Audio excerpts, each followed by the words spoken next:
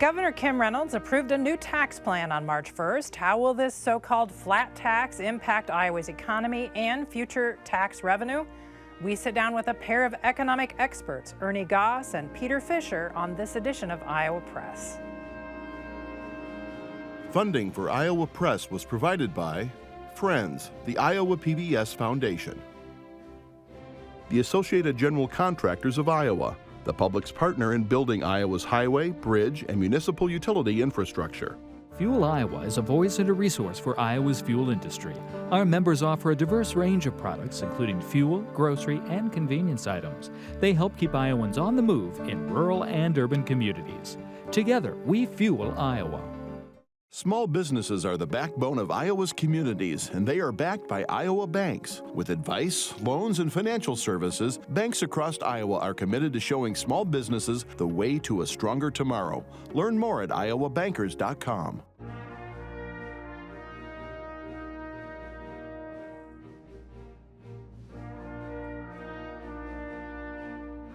For decades, Iowa Press has brought you political leaders and newsmakers from across Iowa and beyond, celebrating 50 years of broadcast excellence on statewide Iowa PBS. This is the Friday, March 18th edition of Iowa Press. Here is Kay Henderson.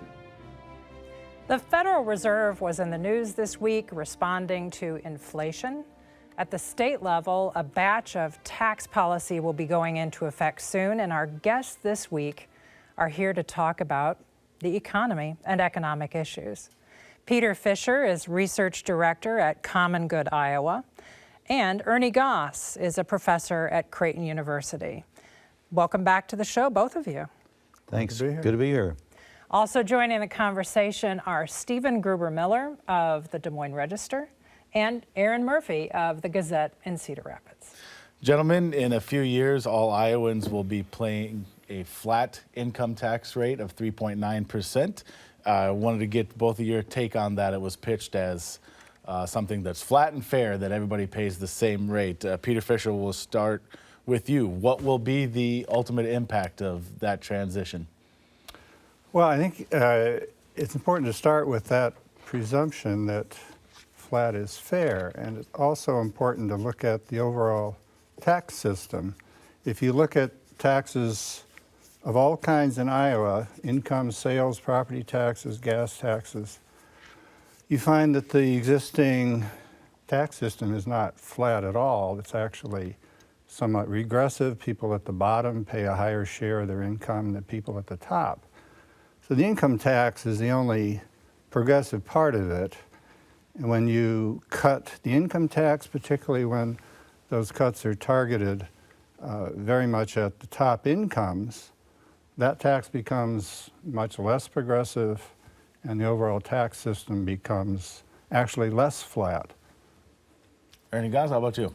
Well, Erin, I think it was necessary. We're talking about a system that's you've got to be more competitive these days in terms of your income tax. Now, why is it different today than it was, say, in 2017, December, when the tax cut, the tax reform was passed, the bill was passed under the Trump administration?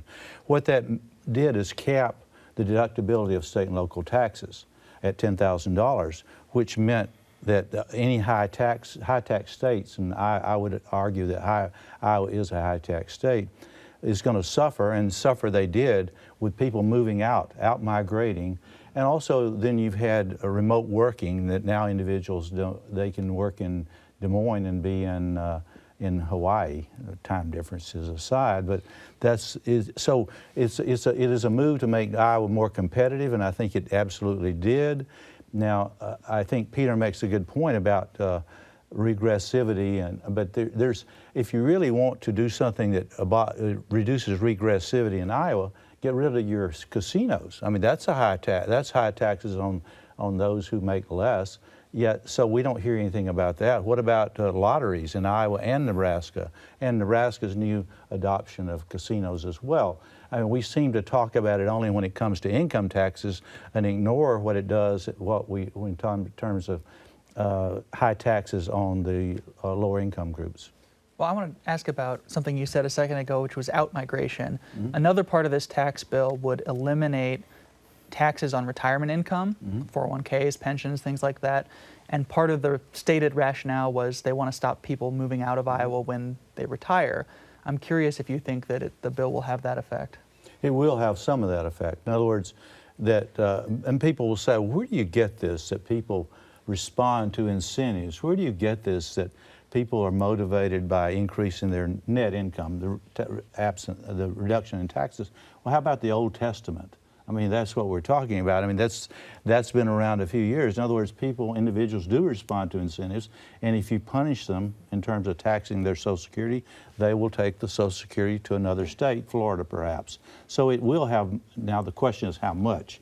That I'm not certain of, but it is certainly, other states are moving. In other words, for example, Arizona just passed a flat tax in Arizona. And also you're going to see more and more states doing that. So and we've got these baby boomers, and I'm one of them. You move in, you're going to get your Social Security. Where are you going to take it? You're going to take it to Wyoming, no tax. South Dakota, no tax. So these are no income tax states. And Nebraska is going to probably move to do the same in terms of Social Security taxes. Now we have to wait and see when the session's over, but I think it's a good move. I think states have got to get more competitive. This is not that last century, that old century, or that other millennium. We're talking about being competitive, and this is a move to, I think Governor Reynolds and the legislature made a good move here. Peter Fisher, what do you think will be the impact of that eliminating taxes on retirement income? Well, I think, first of all, if you look at what determines where people move, there have been a lot of studies of migration, people in general and the elderly. Climate is a major factor, being close to jobs if you're pre-retirement age. Being close to family are the more important factors. So taxes are going to matter to a small number of people, but if you look at the magnitude of the outflows, it's like less than 1% of seniors leave the state of Iowa in a given year. We're talking about a pretty tiny number of people, and we're trying to deal with that supposed problem with a $400 million tax cut. If you look at just the pension exclusion part of it, it's a very expensive way to address what I would say is hardly a problem to begin with, since the numbers are very small. Just to be clear for our viewers, Iowa does not currently tax Social Security benefits. Just to be clear, that was something you brought up, Mr. Goss.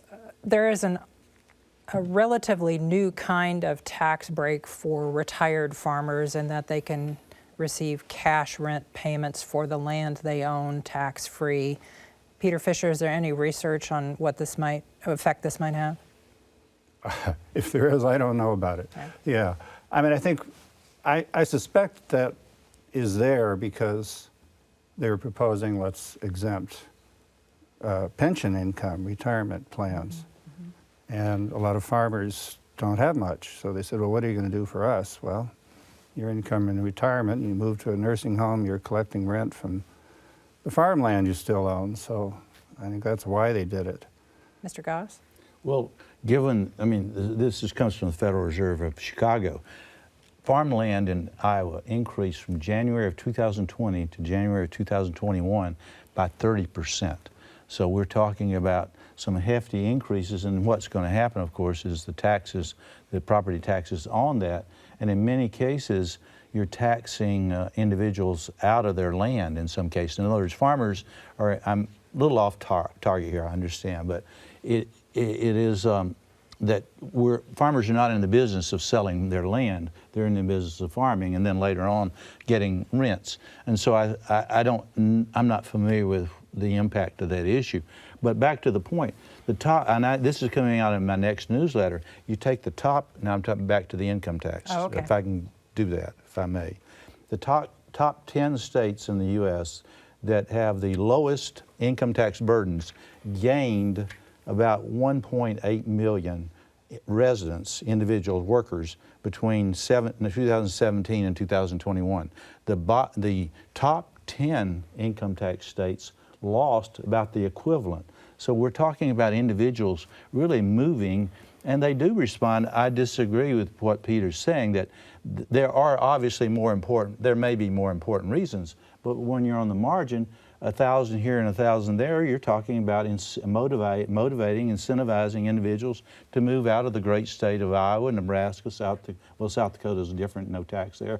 But you're luckily for Iowa, you're bordering two high-tax states. Now the question is, what happens in Illinois, what happens in Minnesota, and what happens in Wisconsin, the other third state that you border? They're three high-tax states, and you've got to be competitive. I mean, you're Nebraska, you're not competitive. Iowa's not competitive against Nebraska, competitive against Missouri or South Dakota, three other states that you border. So we want to also ask, because this ultimately has a financial impact, which we got a first look at recently when the state's revenue estimating conference put together its projections for state revenue for future years, and we're already seeing the impact in a reduction in future state revenues, and that number figures to only grow as these tax cuts become more implemented.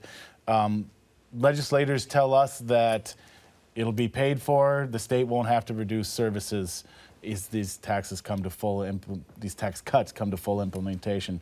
Ernie Goss, do you believe, have they done solid math? Do we believe them? There will be cuts, I would say, I think it's more proper to say the growth in the programs going forward will be less than it would be otherwise. And when you talk to, in some cases, you talk to local and state individuals and you say, we're going to cut the growth, they're like, you can't cut our tax.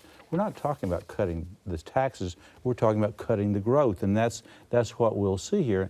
And just as we in academics, all of us, whatever, we have to become more competitive. And I say state and local government agencies have to, and whether it's schools have to be more competitive.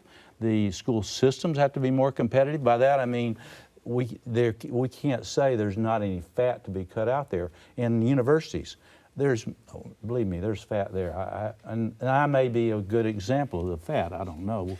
Peter Fisher, what do you see when you look years down the road? Well, first of all, I don't think Iowa's a high-tax state for business taxes or individually. If you look at the reports produced by a couple of the major accounting firms periodically on overall business taxes in Iowa, we're right in the middle. We have been for a long time, and we still are. And if you look at the individual tax levels in Iowa compared to other states, we're in the middle of the pack. We're not at the top. So I think the competitiveness argument is largely a rationale for cutting taxes on businesses and people at the top, because that's what we've been doing. Whenever we hear that argument for the past 20 years, that's what we've ended up doing. But if you look at the income tax cuts in this bill, and the income tax finances half of the state general fund. And what we've done is we've taken 40% of the income tax revenue out of that revenue stream. And we can't do that without sooner or later feeling the consequences. Education is over half of the general fund. It's about 54%, K-12 and Regents institutions and community colleges. There's going to be an impact on education down the road. The surpluses have allowed us to postpone that, so the day of reckoning is 3 or 4 years down the road, and that's a long time horizon for a legislator. It's like, that's going to be somebody else's problem. But there will be consequences, and we're not going to be able to fund education at the levels even required to keep pace with inflation, which is we haven't been in the last few years. Well, I want to switch gears to another economic issue that the state is looking at. Politicians in Iowa are talking a lot about the state's worker shortage. One of the things that the governor did last year to try to address this was she cut off federal pandemic unemployment programs early, including an extra $300 a week for people on unemployment in Iowa. I'm curious to get your thoughts on this, because a Wall Street Journal analysis last year found that of about half the states in the country, those that cut those unemployment benefits off early added jobs at a slower rate than those that kept the benefits. I'm curious if you have thoughts about sort of what impact these kind of moves have on getting people back to work. Peter Fisher? Well, I think it's pretty clear they didn't have much impact, and I think there's there's some reasons for that. I mean, one is that you have to realize that less than half of the people who are unemployed are collecting unemployment benefits. So it's not the whole unemployed population that you're affecting. Secondly, unemployment benefits at that time were pretty generous with the pandemic benefits, but now they're back to replacing about 45% of your wages. So you're not, people today on unemployment are not, they're making less than half of what they would if they had their old job back. And then I think the other factor is that people have been leaving the labor force. It's not people sitting on unemployment, it's people who dropped out of the labor force and have only just started trickling back in again in the last 6 months. That's the real issue in terms of a labor shortage, and that has to do with a whole range of factors. Originally child care issues, job safety issues, now a variety of other factors, including possibly some recent evidence that long COVID actually is keeping people out of the labor force. Yeah, Ernie Goss, your thoughts on the governor's move last year to cut those benefits off earlier? Stephen, I think that was correct. I think that, in other words, when you pay somebody more to remain unemployed, and that's what we're talking about, then what do they do to remain unemployed? And now the impact, now how many is the question? But the idea that it didn't have an impact is sort of goes against economic theory in the sense of people are motivated by you're paying them more to remain unemployed or you're paying them more to not work, then there are some individuals that will not work. Now the other part of this is we're forgetting many other parts of the stimulus package passed by the Trump administration and the Biden administration, which weren't just unemployment benefits. There are others that continue and remain. And we're talking about most states, and Iowa's one of them, states across America are still below pre-pandemic employment levels. If you look at February of 2020 versus today, we're not back there. What's happened is, as Peter's saying, a lot of folks left for other reasons. And when you cut the unemployment benefits, that was not a big motivating factor for them to come back to work. But it did in some ways have some impacts though, because we know that food stamp program was increased by 50%, the payments. Now I don't want to argue against that. I just think we need to recognize it wasn't just unemployment benefits. There were other programs. Well, there's another proposal at the Capitol related to unemployment. Right, the governor is now proposing cutting off those benefits earlier, the maximum benefits from 26 weeks to 16-week maximum. If you're saying that there are other effects, I'm kind of curious, Well, it's hard to argue that our surveys, we do 2 surveys a month at Creighton University. The number one issue is finding and hiring qualified workers. Iowa has a very low unemployment rate. Nebraska has one of the lowest in the nation. It's hard to argue that you can't find a job. I mean, everyone, those who are viewing this broadcast are saying, well, wait now, my dry cleaners, they're closing down 2 days a week because we can't find workers. So there's something wrong here. In other words, if we've got lots of job openings, why aren't those job openings being filled? Peter Fisher? Yeah. Right. Well, I think that's a question that's been puzzling a lot of people. Where have the workers gone? What's the sources of the job shortage? And I think there's been a variety of explanations, including the inertia one. People finally were forced out of a job by the pandemic and discovered they can get a better job. People get a better job, maybe the spouse doesn't need to work, maybe they can get rid of that second job. So that'll show up as, some people dropping out of the labor force. But we've got about, if the labor force participation rate were now what it was before the pandemic, there'd be about another 75,000 Iowans at work. Right. So the question is, why aren't they in the labor force? It's not they're collecting unemployment, they're not in the labor force. And to Stephen's point, lawmakers are trying to address this right now. They've taken some steps. I'd be curious to hear from each of you, if a legislator came to you and said, how can we get these Iowans back to work? How can we help these businesses fill these open jobs? Peter Fisher, what would you tell them? Well, One of the things we could do is do something about the child care issue. And that's been a broadly supported issue, but we can't seem to get anything done on it. The business community recognizes child care is a major burden to people coming back to work. And during the pandemic, for health reasons, probably still to some extent, there have been trouble, getting those slots restored. But we could, for a family with young children, child care can take 20–25% of your income. And Ernie Goss, sorry, Ernie Goss, what would you tell a legislator who's asking the Erin, this is probably going to surprise you. I agree with Peter there. I agree completely. However, it's not just it's the regulatory environment. It's not. There are regulations that have smothered some child care, the ability to offer child care in Iowa and most other states. So there are moves that need to be taken to remedy that, to make it easier to provide child care. And that is, I would agree, that is one of the major reasons that we're not back to pre-pandemic levels of employment. Lots of questions, not much more time. Stephen? Yeah. I want to ask about the federal pandemic relief money that's come into the economy over the past couple of years.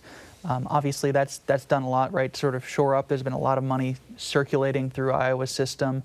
And I'm kind of curious what you think is going to happen, because that's one-time money. Is that money sort of done running through Iowa's economy and people's bank accounts, or are we going to see a drop-off as that doesn't continue? Or what do you think the long-term effects of the stimulus will be? Peter Fisher. Well, we've got another year or so before all of the federal pandemic aid to state and local governments has to be spent. There's still quite a bit of that out there. Most of the financial assistance to individuals is gone, other than what counties or the state may provide out of the assistance they get. But yeah, those effects are going to diminish, and I'm sure that was built into those Revenue Estimating Council forecasts of declining revenues. I think one of the issues that's very important right now is the cash balances out there because of these stimulus programs is quite large, and it will, as Peter says, diminish over time. However, what's not going to diminish in reaction to that is the Federal Reserve's interest rate hikes. The Federal Reserve has gotten behind the curve on this. They should have been raising rates much earlier than this, should be much larger. So what we're going to see, in addition to these balances will diminish, is higher interest rates. And we need to get ready for that. The Federal Reserve is probably going to raise rates by as much as 1.5% more, percentage points more by the end of the year. So that is a big issue, a headwind for all businesses, individuals, and the government for sure. Big issue for many individuals is when they go to the gas pump, they see that prices rose when crude oil prices went up. Crude oil prices are down.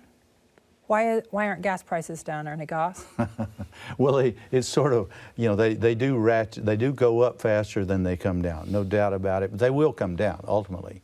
And what we need to see, of course, we've seen an administration that has been antagonistic toward the petroleum industry. Now, it was the president was up front initially about his antagonism toward the industry.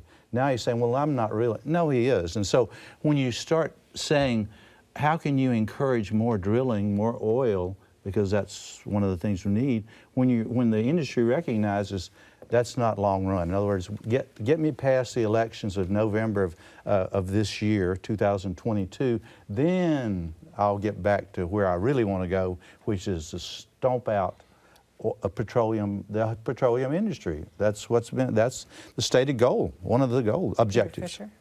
That's not the long-term solution. Solution there, you're right. The long-term solution is moving towards solar and wind and replacing fossil fuels, both for environmental reasons and for energy independence reasons.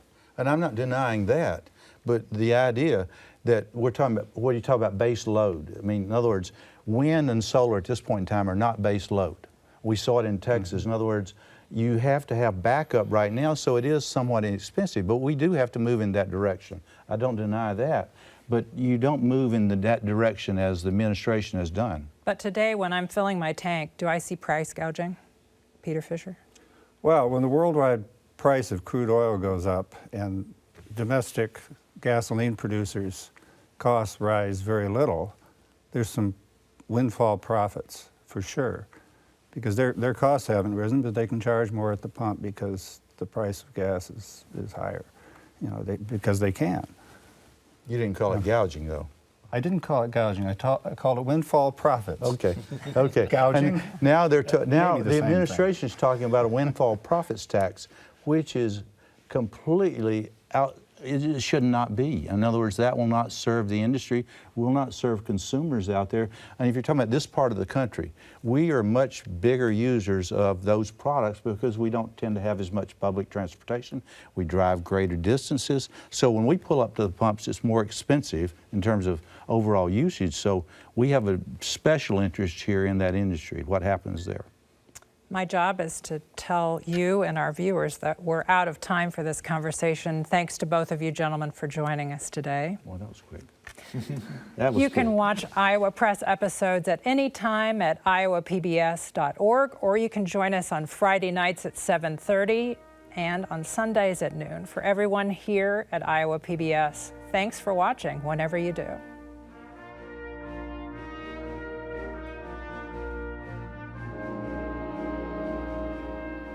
Funding for Iowa Press was provided by Friends, the Iowa PBS Foundation, the Associated General Contractors of Iowa, the public's partner in building Iowa's highway, bridge, and municipal utility infrastructure. Fuel Iowa is a voice and a resource for Iowa's fuel industry. Our members offer a diverse range of products, including fuel, grocery, and convenience items. They help keep Iowans on the move in rural and urban communities. Together, we fuel Iowa. Small businesses are the backbone of Iowa's communities, and they are backed by Iowa banks. With advice, loans, and financial services, banks across Iowa are committed to showing small businesses the way to a stronger tomorrow. Learn more at iowabankers.com.